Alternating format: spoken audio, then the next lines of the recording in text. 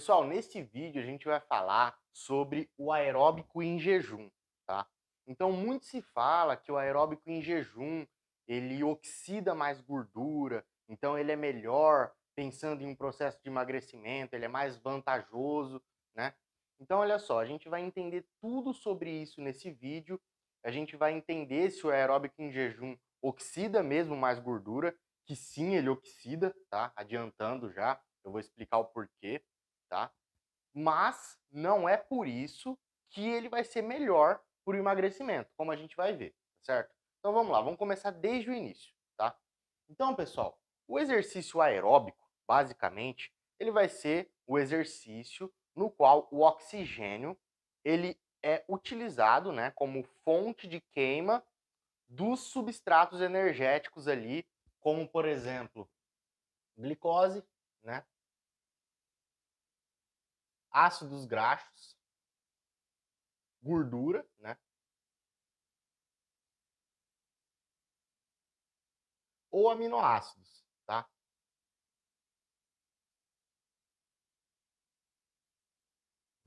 Então, o exercício aeróbico, ele utiliza o oxigênio como fonte de queima, né, para que esses substratos aqui sejam utilizados como fonte de energia para o músculo em atividade, para produzir ATP para esse músculo conseguir realizar o exercício, tá?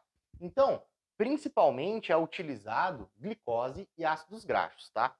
Aminoácidos, eles já vão ser menos utilizados, vai depender muito ali do estado metabólico do indivíduo, né? Dos níveis hormonais, enfim, para que sejam utilizados aminoácidos. Então, mais comumente é glicose e ácidos graxos. Mas então vamos lá. Quando que é utilizado, né, glicose ou ácidos graxos?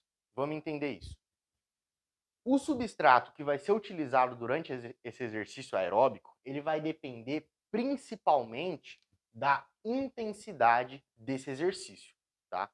Então, olha só, um exercício realizado em baixa intensidade, pela demanda energética ser menor, né, você precisa fornecer energia de forma mais lenta para o músculo, não tem uma demanda tão alta assim, essa energia ela pode ser suprida numa boa pelos ácidos graxos, tá?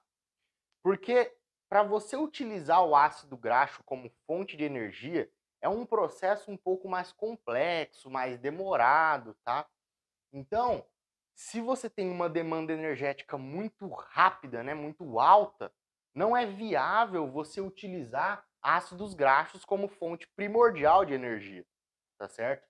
Então, quando essa intensidade é baixa, o ácido graxo ele consegue suprir numa boa a demanda energética. Então, ele é utilizado como fonte principal de energia durante esse exercício de baixa intensidade, tá? Mais ou menos aí, cerca de abaixo de 64% do seu VO2 máximo, tá? Se eu não me engano, 64% do VO2 máximo é quando a oxidação de gorduras ela tá máxima, né? E quando você começa a ir muito lá para alta intensidade, quando você chega a 92% do VO2 máximo, você praticamente já não tem nenhuma oxidação de gordura, é quase insignificante, né?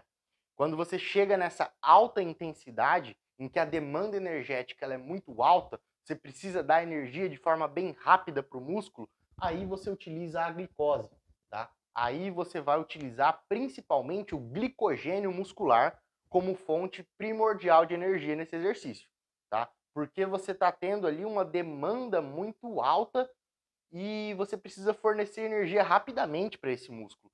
Então, como eu falei, quando você vai utilizar o ácido graxo, é um processo mais difícil, mais demorado, então não seria viável, né, você utilizar o ácido graxo nesse caso, quando você aumenta a intensidade. Então, conforme você vai aumentando a intensidade do exercício, você vai priorizando mais o uso da glicose, do glicogênio muscular, né, que vai ser quebrado e transformado em glicose para ser utilizado aí como fonte de energia, tá certo? Então, esse é o ponto principal para a gente determinar qual substrato será utilizado no exercício. a intensidade, tá? Sempre quando a intensidade estiver alta, o principal substrato energético utilizado vai ser a glicose. Ponto final, tá? E quando a intensidade está baixa, a gente tem a utilização aí, primordialmente, né, de ácidos graxos. Vai ser o principal substrato utilizado, tá certo? Outro ponto que também pode interferir em qual substrato será utilizado durante esse exercício para fornecer energia para o músculo que está em atividade é o seu estado metabólico, se você está em jejum ou alimentado, tá? Então, olha só, pessoal, quando você está em jejum com o seu ambiente hormonal ali, por exemplo, com a insulina mais baixa, né? Com o seu cortisol mais alto, né? Enfim, entre vários outros hormônios que eles vão basicamente fazer a mesma coisa, né? Eles vão fazer com que você fique com a lipólise mais expressa, né? O que é a lipólise? A lipólise basicamente é quando você tira a gordura de dentro da célula de gordura, né? E joga ela para o sangue. Então, dentro da célula de gordura, a gente tem o armazenamento ali da gordura, que a gente chama de triacilglicerol, né? Triacilglicerol é a forma como a gordura é estocada dentro do adipócito, dentro da célula de gordura. A lipólise nada mais é do que a quebra desse triacilglicerol em 3 ácidos graxos livres, tá? E um glicerol. Então você quebrou o triacilglicerol nisso aqui, em 3 ácidos graxos livres e um glicerol, e liberou para o sangue. Então essa gordura, esse triacilglicerol estocado dentro do adipócito, ele foi liberado para o sangue na forma de 3 ácidos graxos livres e um glicerol. Esse processo é chamado de lipólise, tá? A lipólise é quando você simplesmente quebra o triacilglicerol e libera isso aqui no sangue, tá certo? Então, pensa comigo, você nesse estado de jejum que você vai estar com a insulina mais baixa, né? Quando a insulina está mais baixa, ela vai fazer com que uma enzima, né, que se chama lipase hormônio sensível, que ela basicamente vai fazer com que esse processo ocorra, que essa lipólise ocorra, né? Então, a insulina, quando ela está baixa, ela permite que essa enzima lipase hormônio sensível, ela fique mais ativa, né? A insulina, ela inibe essa enzima. Então, quando a insulina está baixa, essa enzima fica mais ativa, a lipase hormônio sensível, fazendo com que você tenha mais lipólise, tenha mais liberação de ácidos graxos para o sangue, né? Que eles posteriormente podem ser utilizados como fonte de energia. Seria quando aconteceria a queima de gordura de fato, tá? Outros hormônios aí, como o cortisol, como a adrenalina também, que é muito importante, até esqueci de colocar aqui, que é o mais importante, na verdade, né? A adrenalina é um dos principais hormônios aí responsáveis por gerar a lipólise, né? Através da sua ligação nos receptores beta 2, beta 3 adrenérgicos, né, na célula de gordura. Então, adrenalina, cortisol, GH, tem vários hormônios que podem gerar lipólise. O principal deles é a adrenalina, tá? Através da ligação nos receptores beta-adrenérgicos, beta 2 e beta 3 principalmente, na célula de gordura. Então, o que vai acontecer? Por conta desse estado em jejum, você vai ter, né, diminuição de insulina, que vai fazer com que a lipase hormônio sensível fique mais expressa, né, com que ela fique menos inibida, né, digamos assim, que é um termo melhor, já que a insulina inibe ela, tá? E esses hormônios aqui todos, eles ativam essa enzima lipase hormônio sensível, tá? Fazendo com que você tenha o processo de lipólise, tá certo? Então, por você estar em jejum, você tem mais ácidos graxos livres no sangue, tá? Então, esse estado de jejum faz com que você tenha mais gordura no sangue, digamos assim, de uma forma simples, né? E por ter mais ácidos graxos livres no sangue, você pode favorecer, né, a queima deles em um tecido que possua mitocôndrias, no músculo, por exemplo. Então, esse ácido graxo, para ele ser oxidado, né, para você ter a queima dele e utilização como fonte de energia, você precisa ter o transporte dele até o músculo, por exemplo. Lá no músculo, você vai ter as mitocôndrias, né, que são as organelas responsáveis por gerar energia a partir desses compostos aqui, né? Então, é na mitocôndria que ocorre a produção de ATP, a produção de energia, tá? Então, tudo isso aqui é oxidado na mitocôndria, tá certo? Os ácidos graxos livres, então, eles precisam ser transportados, né, para algum tecido que possua mitocôndrias. O principal é o músculo esquelético mesmo, tá? E aí, chegando lá no músculo esquelético, esses ácidos graxos livres, eles precisam ser captados ali pelo músculo, tá? E eles precisam entrar dentro da mitocôndria também, que vai ser uma coisa que a gente já vai falar, né?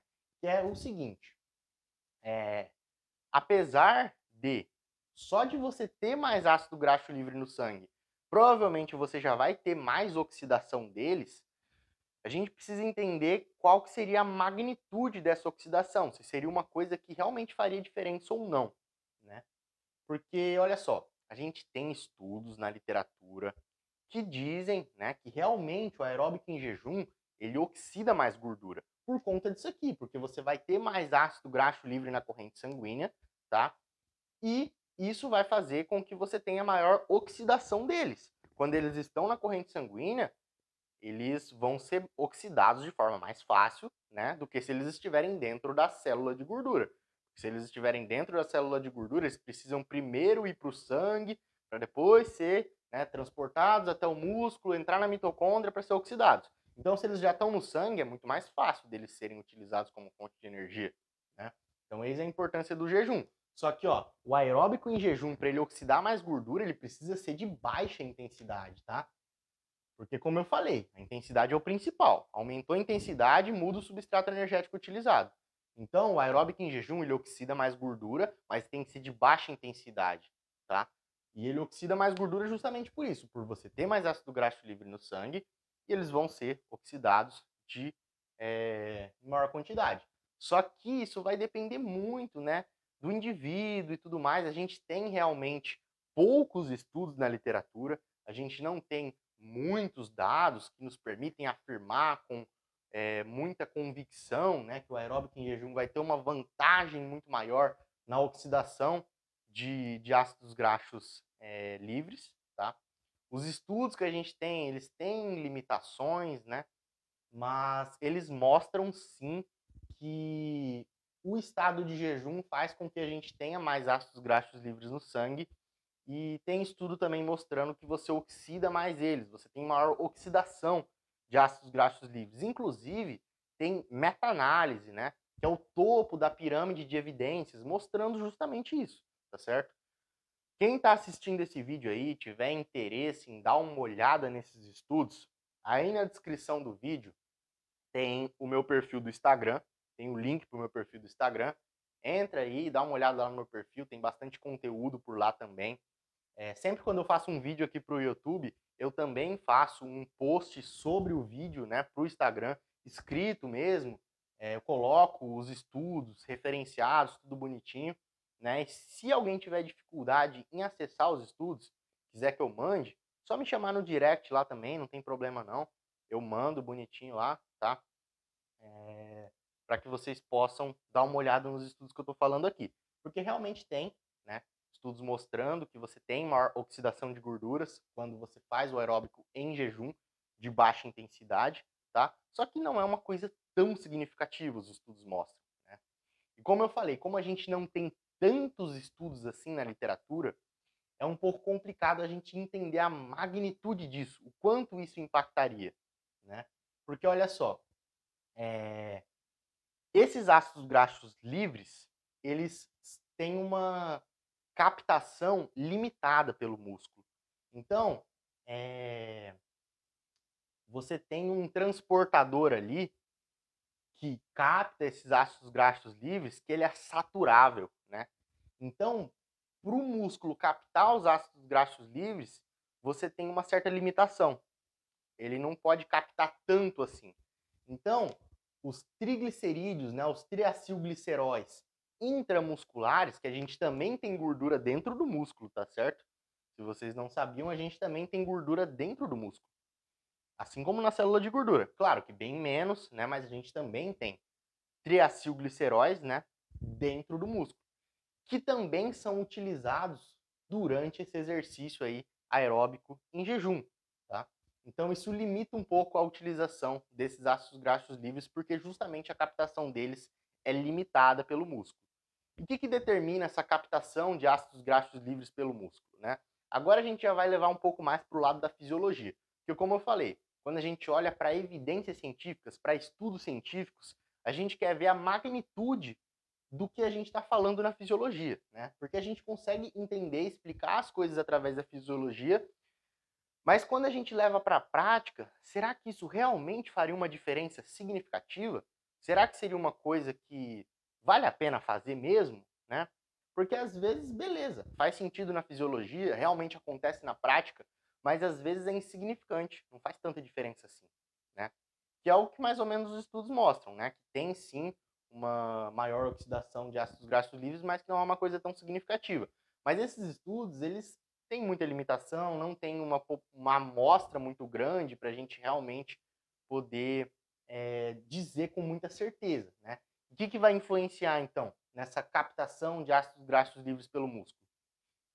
Os estudos mostram que essa captação de ácidos graxos livres ela é maior em indivíduos treinados, tá?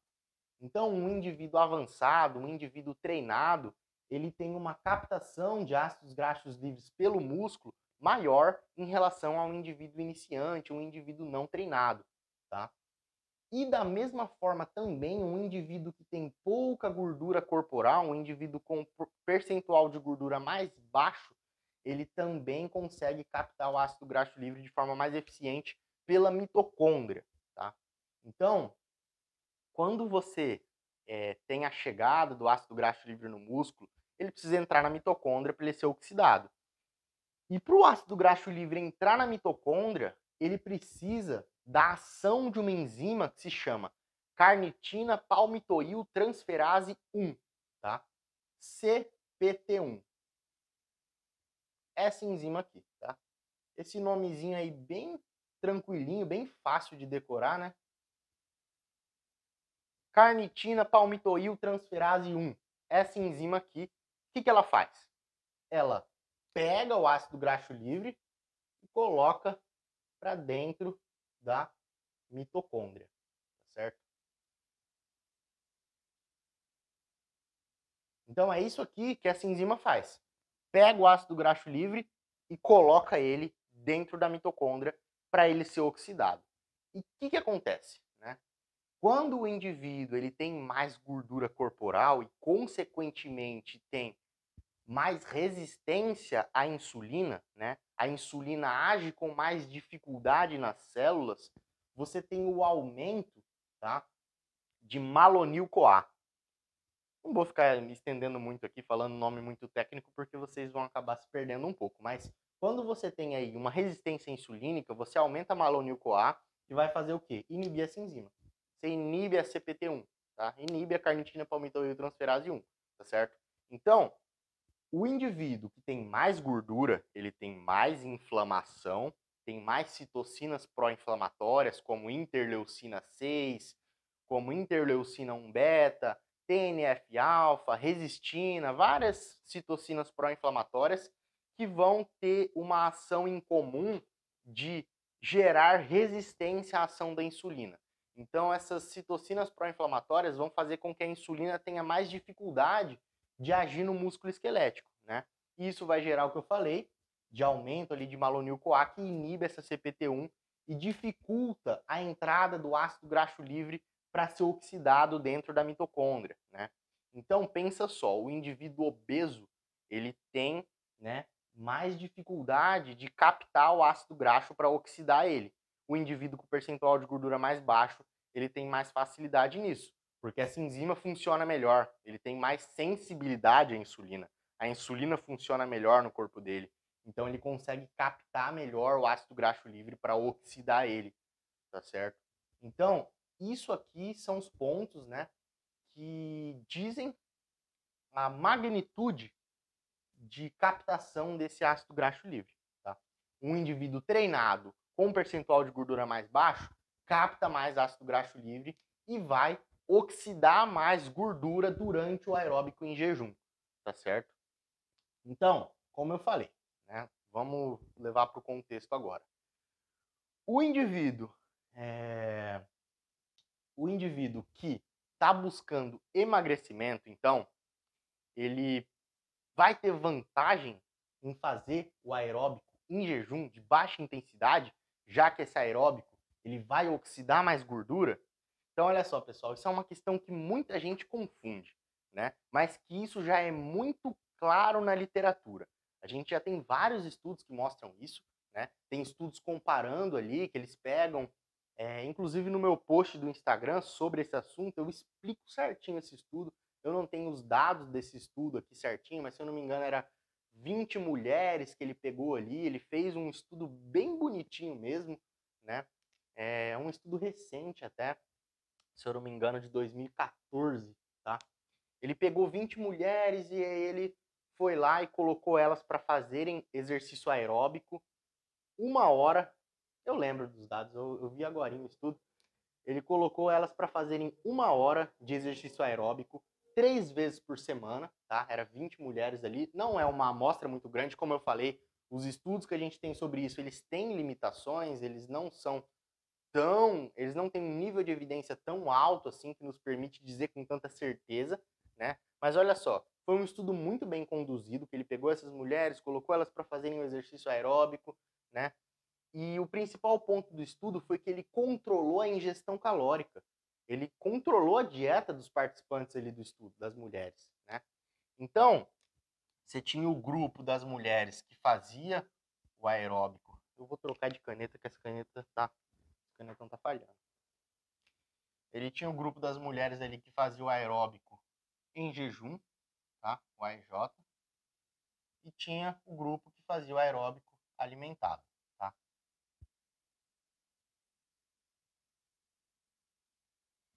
E aí, esses dois grupos, né? Eles faziam a mesma quantidade de aeróbico, né? Era 1 hora, 3 vezes na semana. E a dieta dos participantes, né? Que era 20 mulheres saudáveis, tá? Não eram obesas. Isso é importante também, tá? 20 mulheres, grupo AEJ, grupo aeróbico alimentado, 1 hora de aeróbico 3 vezes na semana, dieta controlada, tá? Achei que eu não ia lembrar dos dados do estudo, mas até que eu lembrei certinho. Dieta controlada, certinha, tá? E aí, o que aconteceu? Ele induziu, né, um déficit calórico, dieta controlada com déficit calórico.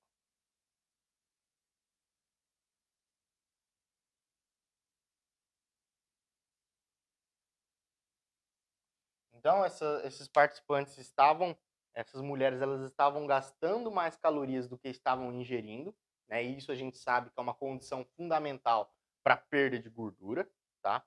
Então, você tinha déficit calórico nos dois grupos, da mesma magnitude, né? Então, a única diferença dos dois grupos era que um fazia o aeróbico em jejum e o outro fazia o aeróbico alimentado. Ao longo de, acho que 4 semanas, se eu não me engano, também não foi um tempo tão longo, teve essa limitação também do estudo, né?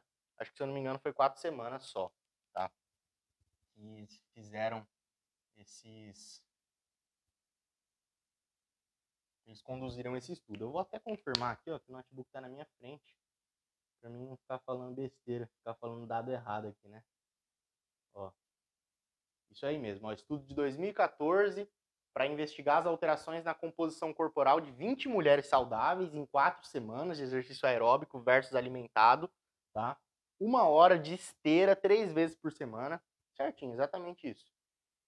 E aí, qual que foi o ponto, né? Eles observaram que ao final dessas semanas aí, ó, Ambos os grupos perderam bastante peso e gordura, tá? Então houve perda de gordura nos dois grupos, só que não houve diferença significativa na perda de gordura entre os dois grupos. E isso indica, né, que para o processo de emagrecimento, o importante vai ser o déficit calórico ao final do dia, né? Então, independente se você queimou mais gordura em um momento do dia, isso, né, inclusive também tem estudos mostrando isso, que isso é compensado com uma maior utilização de carboidratos em outro momento do dia, né?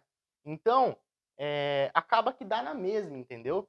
Se você utiliza mais gordura ali durante o aeróbico em jejum, você compensa isso utilizando mais carboidratos em outro momento do dia. E ao mesmo tempo, se você utiliza mais carboidratos no aeróbico alimentado, por exemplo, né, você também oxida mais gordura em outro momento do dia. Então, o importante mesmo acaba sendo o déficit calórico, pensando a longo prazo, né, no processo de emagrecimento. É isso que realmente importa, né, para que para que a gente tenha perda de gordura. Então, pensando em emagrecimento, não faz diferença você fazer o aeróbico em jejum ou alimentado. Porque o importante é o quanto que você está comendo de calorias ali no final do dia, o quanto que você está gastando. O importante é a magnitude do déficit calórico. É o quanto que você está gastando a mais do que você está ingerindo. É isso aqui que você vai oxidar de gordura, tá? Então o corpo vai utilizar a gordura como fonte de energia para que você supra essa demanda energética, né? E tenha a manutenção das suas atividades metabólicas, né? O fornecimento de energia para suas atividades metabólicas, tá certo? É isso que importa, tá? Questão de fazer aeróbico em jejum alimentado, apesar de oxidar mais gordura durante o aeróbico, que vai depender muito do indivíduo também, o quanto que vai oxidar mais de gordura, como eu expliquei aqui, né? Pode ser que, por exemplo, o indivíduo obeso ali, iniciante, ele nem tem uma oxidação de gordura tão maior assim durante o aeróbico em jejum. Às vezes nem faz muito sentido, né? Ele fazer isso, tá? Mas agora tem um caso, né? Quando a gente está falando ali de um contexto de superávit calórico, que você está ingerindo mais calorias do que você está gastando, visando aí priorizar o ganho de massa muscular, nesse contexto pode ser um pouco interessante você realizar o aeróbico em jejum, pensando em tudo isso, né? Porque pensa só, nesse contexto de superávit calórico, você já não vai ter perda de gordura. Você não vai ter perda de gordura, né? Porque isso aqui é pensando num contexto visando emagrecimento, visando perda de gordura, né? Visando perda de gordura, o importante. Perda de gordura. Visando perda de gordura, o importante é o déficit calórico do dia inteiro, ao longo de vários dias, cronicamente, a longo prazo. É isso que vai determinar uma mudança significativa mesmo da sua composição corporal, né? É isso que vai determinar, não é oxidar mais gordura num momento do dia ali. Se você oxida mais gordura num momento do dia e come um monte de coisa depois, né? Uma ingestão calórica maior do que o seu gasto, você não vai queimar nada de gordura, você não vai perder nada de gordura, né? Você pode até ganhar gordura, inclusive, tá? Então, pensando em perda de gordura é isso aqui. Agora, pensando do contrário, um processo de superávit calórico ali, um bulking, né, que você está visando ganhar massa muscular, está pensando no ganho de massa muscular, você está ingerindo mais calorias que você gasta, você não vai perder gordura se você tiver em superávit calórico, tá? Não tem como você perder gordura num ambiente que você está comendo mais do que você está gastando, porque não tem por que o corpo utilizar a gordura como fonte de energia se você está mandando tudo através da alimentação, tudo que ele precisa. Ele vai usar a comida como fonte de energia, não vai utilizar a gordura, não faz sentido. Ele pegar dos estoques energéticos para utilizar se você já está dando tudo que ele precisa, tá? Então, nesse contexto, você não tem perda de gordura, tá? E aí, o que acontece? Quando você está nesse contexto de superávit calórico, eu não vou me estender muito nessa explicação, senão vai acabar prolongando demais, não é a intenção aqui, é só para dar um adendo, né? Quando que esse aeróbico em jejum pode ser válido? Nesse contexto de superávit calórico, você tem um leve ganho de gordura, né? Inevitavelmente, a longo prazo, o superávit calórico vai gerar o ganho de gordura em algum grau. Claro que tem várias estratégias para amenizar isso, claro, né? Isso deve ser feito, tá? Porque quando você ganha gordura, o que acontece? Você aumenta a inflamação, como eu estava explicando, citocinas inflamatórias, isso aumenta a resistência à insulina, tá? E isso vai fazer com que você tenha mais dificuldade em ganhar massa muscular, porque pensa, a insulina é um hormônio anabólico, né? A insulina é um hormônio muito interessante, porque ela age no músculo esquelético, sinalizando as vias de síntese proteica, PI3K, AKT, mTOR, né, que são as vias que geram a síntese proteica, e ela também diminui a degradação proteica. E é isso que você precisa para ganhar massa muscular. Você precisa aumentar a síntese proteica e diminuir a degradação proteica. E a insulina faz os dois, principalmente reduzir, né, a degradação proteica. E se você tem resistência à ação da insulina, se ela não está conseguindo agir bem no músculo, o que vai acontecer? Você não vai ter essa sinalização anabólica da insulina no músculo, e tem um tecido que a insulina ela consegue agir muito bem, que é no tecido adiposo, na célula de gordura, na gordura subcutânea. Na gordura subcutânea você não tem resistência à insulina. E a insulina consegue agir muito bem, né, na célula de gordura subcutânea. E aí o que vai acontecer? O corpo ele pensa assim, pô, se a insulina não está conseguindo agir bem no músculo, eu vou liberar mais insulina. E aí as células beta do seu pâncreas, que são as células que liberam insulina, elas vão liberar cada vez mais insulina, né? Porque o corpo pensa, pô, a insulina que eu estou liberando não está sendo suficiente para colocar a glicose do sangue para dentro da célula. Então eu vou liberar mais insulina. Só que o corpo o músculo ele está resistente à ação da insulina. Então ela vai continuar não agindo tão bem no músculo, né? E aí o que vai acontecer? Por você estar liberando mais insulina, toda essa insulina vai agir muito mais na célula de gordura. E aí você vai ganhar mais gordura e diminuir cada vez mais seu potencial de ganho de massa muscular, tá?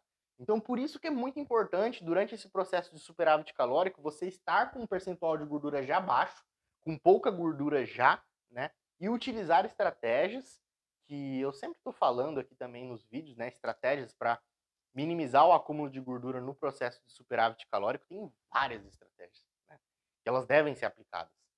E quando você aplica essas estratégias, justamente você vai estar potencializando, né, o seu ganho de massa muscular por conta de você estar diminuindo o acúmulo de gordura, tá? O ganho de gordura, certo? Então, por que eu expliquei tudo isso aqui, né? Porque, como eu falei, o processo de você estar comendo mais calorias do que você gasta gera inflamação. Uma das vias que você gera inflamação, né, que a inflamação vai gerar tudo que eu falei, vai gerar resistência à insulina, vai ter todos esses problemas. Uma das vias que você gera inflamação é por conta do aumento de ácidos graxos livres, que você já vai ter esse aumento por estar com uma ingestão calórica maior, né? Você vai ter o aumento de ácidos graxos livres no sangue, tá? E esses ácidos graxos livres, o que eles vão fazer? Eles vão ativar um receptor que a gente tem basicamente em todas as células do nosso corpo, que se chama Toll-like receptor tipo 4, tá? TLR4, certo? TLR4. Esse receptor aqui, a gente tem basicamente em todas as nossas células, né? Os ácidos graxos livres, eles ativam esse receptor. Quando você ativa esse receptor, você ativa um fator de transcrição na célula, tá? Que se chama NF-kappa-beta. NF-kappa-beta. Esse fator de transcrição aqui, o que ele vai fazer? Ele vai fazer com que você tenha estímulo para a produção de enzimas de citocinas pró-inflamatórias, tá? Como eu falei, TNF-alfa, resistina, interleucina 6, interleucina 1 beta, várias citocinas pró-inflamatórias que vão gerar resistência à insulina. Então, quando você ativa essa via, né, tem a ativação do receptor TLR4 pelo ácido graxo livre, você ativa esse fator de transcrição, NF-kappa-beta, que vai fazer com que você tenha produção de citocinas inflamatórias, mais inflamação, mais resistência à insulina, diminui sua capacidade de ganho de massa muscular, aumenta sua capacidade de ganho de gordura e vai dar merda em tudo, vai dar problema. É isso, tá? Então, nesse contexto de superávit calórico, faz sentido você fazer o aeróbico em jejum para você diminuir ácido graxo livre, para você queimar mais ele, para você usar mais ele como fonte de energia, né? Porque pensa só, você está em superávit calórico, você não vai perder gordura, né? Então, por mais que, enfim, como eu expliquei aqui, depende, né, do contexto do dia inteiro e tudo mais, etc, né? Nesse contexto de superávit calórico, queimar mais gordura no momento do dia pode ter uma certa vantagenzinha sim, né? Porque você tem que usar várias estratégias para que você minimize a inflamação, minimize o acúmulo de gordura e muita coisa que não faz diferença no processo de perda de gordura, que você está em déficit calórico, faz diferença no processo de superávit calórico, tá? Então pode ser interessante realizar o aeróbico em jejum quando você está num bulking, no processo de superávit calórico visando ganho de massa muscular, tá? Então, pessoal, nesse vídeo é isso que eu queria passar para vocês. Deve ter ficado bem longo o vídeo, eu nem vi quanto tempo que deu, tá? Mas é justamente para fazer esse apanhado geral sobre aeróbico em jejum, que muita gente fala muita coisa errada, né? Isso aqui eu trouxe uma visão bem científica mesmo, baseado em artigos científicos, em estudos, né? Eu fiz uma revisão muito boa, muito longa da literatura, perdi bastante tempo para fazer esse post aqui, né, que está lá no meu Instagram, e esse vídeo aqui que eu tô finalizando agora, tá? Então acabou ficando bem completo, trazendo bastante informação baseada em evidências, tá? Então se você curtiu esse vídeo, se esse conteúdo te agregou, né? Deixa aí a sua curtida, tá? Comenta aí o que você achou, sugestões de temas para próximos vídeos. Compartilhe esse vídeo com alguém que possa se beneficiar desse conhecimento também e até um próximo vídeo.